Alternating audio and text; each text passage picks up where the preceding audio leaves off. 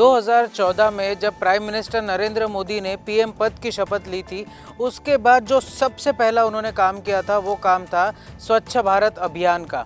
और स्वच्छ भारत अभियान की धज्जियां उन्हीं के नीचे के ब्यूरोक्रेट्स उड़ाते हुए दिखाई दे रहे हैं। क्योंकि अगर मेरे पीछे आप देख पा रहे हैं, ये जो गली है, हम लोग अभी इस वक्त म्हाडा की कॉलोनी में मौजूद है और यहाँ पे लोग इस हालत में रहने के लिए मजबूर है जहाँ पर गटर लाइन पूरी चौक हो गई है।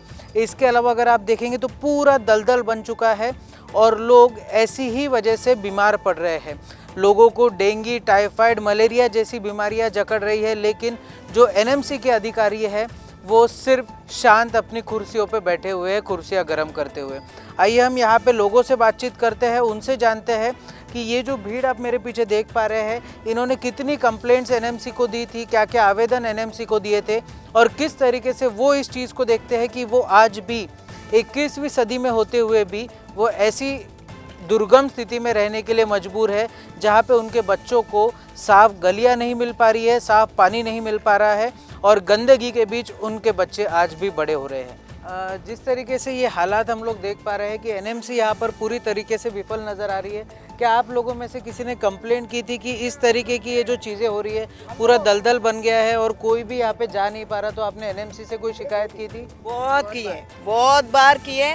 थोड़ा बहुत कचरा निकाल देते, साइड में रख देते, फिर और चले जाते। कचरा निकालने तो भी वो कचरा भी उठाए भी नहीं।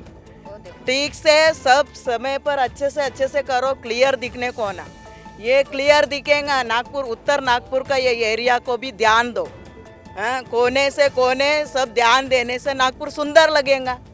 फिर आपने जिस तरीके से बोला कि यहाँ पे आपने कंप्लेंट भी किए, सबको बोले, लेकिन वो आते हैं, थोड़ा बहुत करते और निकल जाते हैं। देखो ना, कचरा उठाने भी नहीं आते हो, देखो वो पड़ा हुआ है। कंप्लेंट दिए। कितने मच्छर है बैठे। आपके जो बच्चे लोग यहाँ पे खेलते हैं उनमें मलेरिया, डेंगू ये सब चीज़ों का खतरा रहता है, तो आपने ये कंप्लेंट कभी किए थे कि भाई ये आप क्लियर करवाइए? हाँ, वो करे थे पर उधर से कोई रिस्पॉन्स ही नहीं आया। तो इसके लिए आप एनएमसी कमिश्नर अभिजीत चौधरी के पास नहीं गए? नहीं सर, वहाँ नहीं गए, हम मालूम भी नहीं है, हम सिर्फ कारपोरेशन ऑफिस ही गए। यहाँ के नगर सेवक वगैरह से बात किए होगे आपने? किए थे, उन्होंने सिर्फ साफ करा के दिए, ऊपर से ऑर्डर से तब करेंगे बोले। ऐसे थोड़ा अपने तरफ से कर दिए पर ऑर्डर आने के बाद पूरा कर सकते बोले। हमारे साथ सामाजिक कार्यकर्ता बाबू खान भी मौजूद है, इनसे बात करते हैं। ये जो बस्ती वालों की जो समस्या है, ये आप तक कैसे पहुंची और जब पहुंची तो आपने पहला कदम क्या उठाया था? देखो, यहाँ पे जैसा हमारे को पता चला, यहाँ पे नगर सेवक आए दिन काम करते ही। साफ सफाई जितना हो सकता, अभी कोई 4 साल से नगर सेवक है नहीं, पर वो अपने से जितना होता, अधिकारी को जितना डरा धमका के जितना बोलकर अपन करवा सकते इतना काम हो रहा है। पर अधिकारी जो यहाँ के माज गए, जो कारपोरेशन के बोलो, आशीनगर जोन के बोलो, जो हमारे कमिश्नर साहब है, अभी उनकी जिम्मेदारी है नागपुर शहर, वो पूरा अपने अंडर हैंडल कर रहे। पूरा जो सरकार की तरफ से फंड आ रहा है वो किसको मिल रहा है? अभिजीत चौधरी साहब को, जो हमारे नागपुर शहर के कमिश्नर है नागपुर महानगर पालिका के, और हमारे हरीश राउत साहब जो ये उत्तर नागपुर के आशीनगर जोन के आयुक्त थे। तो ये जिम्मेदारी उनकी है। उनके जो अधिकारी हैं यहाँ पे, जो जेडो है, जितने लेबर इन्होंने यहाँ रखे, जो साफ सफाई की जो कंप्लेंट्स है वो डायरेक्ट दे रहे। नगर सेवक कोई रहा नहीं। अब लोगों की कंप्लेंट है। अब राकेश भवन ने खुद कंप्लेंट करने के बाद भी वो लोग बोलते कि भैया यहाँ का काम नहीं हो सकता, इसीलिए हमने कल का आज का मोर्चा रखे थे, पर कमिश्नर साहब हमें समय नहीं दे रहे। अब वो बोलते कि फ्राइडे के दिन आओ आप 3 बजे। तो इतना लॉन्ग टाइम उन्होंने समय दे दिया। मतलब जिस तरह उनको काम, लोगों को, ये स्लम एरिया है, यहाँ पे लोग ऑलरेडी बहुत परेशान है, इनको बोलना भी नहीं आता। आपने खुद देखा होगा, वो आपको बराबर बाइट नहीं दे पा रहे। क्यों नहीं दे पा रहे? या हाथ मजदूरी करने वाले लोग रहते, और इसी का फायदा जो कमिश्नर बैठे हुए हैं, जो आयुक्त बैठे, ये लोग उठाते, क्योंकि इन लोग बोल नहीं सकते। ये अपनी आवाज़ कहाँ उठाएंगे? इनको ना सोशल मीडिया का कुछ समझता, मोबाइल में भी नहीं पता कि ऑनलाइन कंप्लेंट कैसा करना। और इनके अधिकारी यहाँ पे आते नहीं और इनकी सुनते भी नहीं। और जो लोगों से काम करवाते हैं उनसे पैसे भी लेते। पैसे लेते आपसे 200-300 रुपये लेते ना गटर साफ करने के, तो ये पैसे भी लेने का काम करते।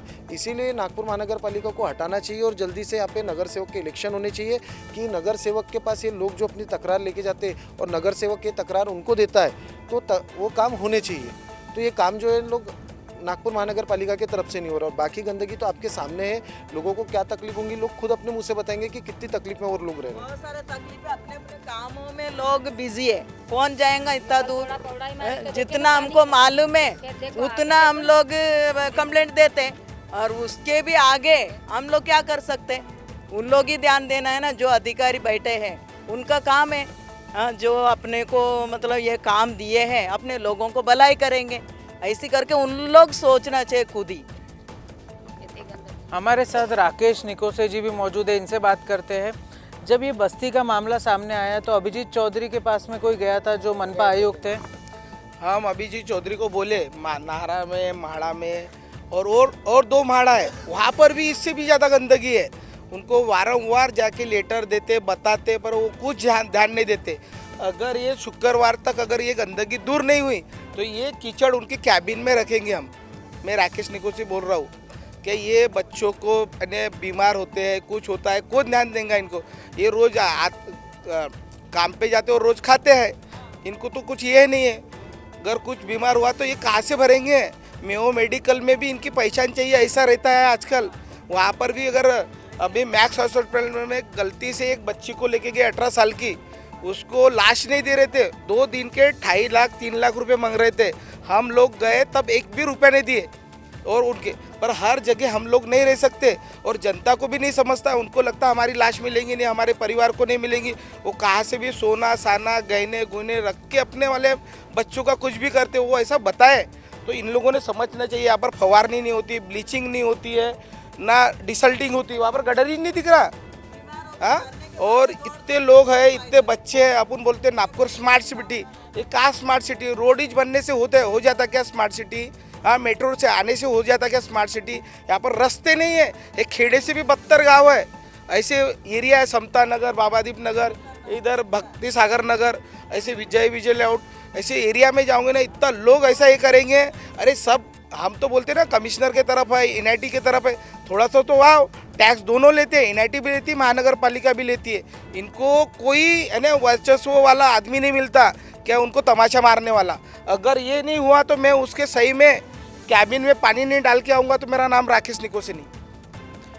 आपको ये जो कीचड़ वगैरह है, पूरा दलदल जमा है, इससे आपको क्या क्या तकलीफें हो रही है और आपके जो बच्चे हैं उनको क्या क्या तकलीफें हो रही है? आप बघा, तुम्ही बघत असाल हा नारी म्हाडाचा एरिया आहे आणि तुम्ही बघत आहे इतकी कीचड आहे, इतकं आहे बघा। 4 वर्षापासून महानगरपालिकेचे इलेक्शन नाही झालेले आहेत आणि इलेक्शन नसल्यामुळे नगरसेवक पण इथे कोणीच नाही।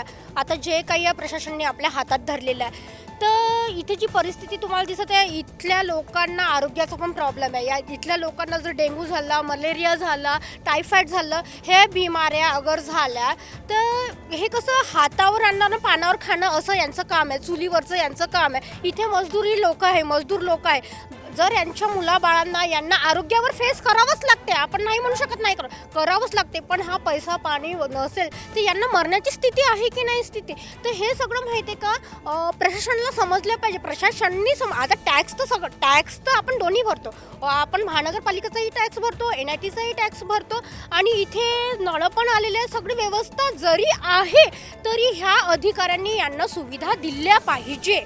हेच आमचं म्हणणं आहे की अधिकाऱ्यांनी यांना सुविधा, जर टॅक्स घेते तर ती सुविधा दिली पाहिजे।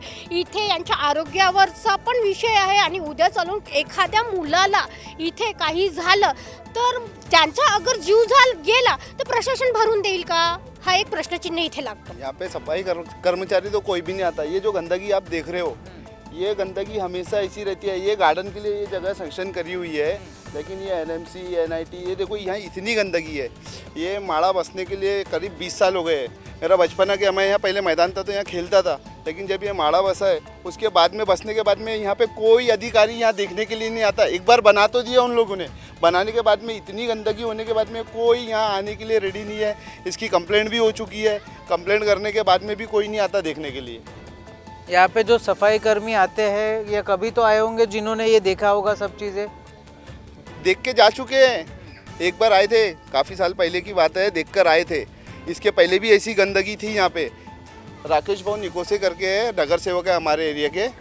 एक बार वो आए थे, उन्होंने पूरी क्लीनिंग वगैरह करवा चुके हैं। 5 साल पहले भी ऐसी गंदगी थी।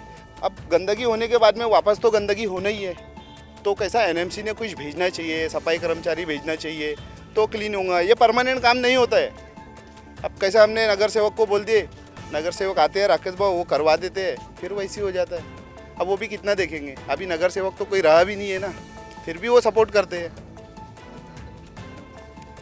कंप्लेंट तर केलो, पण म्हणला ना करून म्हणून सणारे गार्डन वगैरे बनवून म्हणला, शाळा वगैरे बनवून म्हणला, आता माहीत पडते। एवढी गंदी काय इथे, एवढे मच्छर होतात इथं, लोक बिमार पडतात तरी कोणी येत नाही, कोणी पाहत नाही. तुम्ही सांगा आता काय करावं. अधिकारी कोणी येते काय? कोणीच नाही तिथं. येतात पाहतात ना चालले जातात. किती सांगाव, कोणीच नाही करत. तर इथं पाणी जमा होते बरसातीमध्ये, नाही कोणीच नाही येऊन पाहत इथं. एक तरफ स्मार्ट नागपुर की तस्वीर है तो दूसरी तरफ एनएमसी का भ्रष्टाचार। जब से हमने देखा है कि एनएमसी की गद्दी अभिजीत चौधरी ने संभाली है, उसके बाद से नागपुर में अच्छे काम तो हुए हैं, लेकिन साथ ही साथ ये ऐसे काम भी दिखाई पड़ रहे हैं जिस वजह से लोगों में खासी नाराज़गी नज़र आ रही है। यहाँ पे तमाम इतने सारे लोग मौजूद हैं जो लोग सिर्फ और सिर्फ ये मांग कर रहे हैं कि उन्हें साफ़ पानी मिलना चाहिए, उनके बच्चों की सेहत अच्छी रहनी चाहिए, और ये जो गटर लाइन पूरी चौक हो गई है जिसके वजह से इनके बच्चे बीमार पड़ रहे हैं, इसका कोई तो भी निवारण इनको मिलना चाहिए। लेकिन नारी में जब हम लोग यहाँ पर ये पहुँचे देखने, तब हमने ये जो स्थिति देखी, ये स्मार्ट नागपुर की जो स्थिति हमें दिखाई जाती है उससे एकदम विपरीत नज़र आ रही है। अब आने वाला वक्त, क्या एनएमसी कमिश्नर अभिजीत चौधरी यहाँ पर आकर इनकी समस्याएं सुनेंगे या फिर वो फिर से फाइलों में कहीं पे नारी की जो म्हाडा कॉलोनी है वो कहीं ना कहीं फाइलों में दब कर रह जाएगी, ये देखने वाली बात रहेगी। वीडियो जर्नलिस्ट प्रवीण सूर्यवंशी के साथ मैं शांतनु अग्रवाल, मा न्यूज़ 7 नागपुर।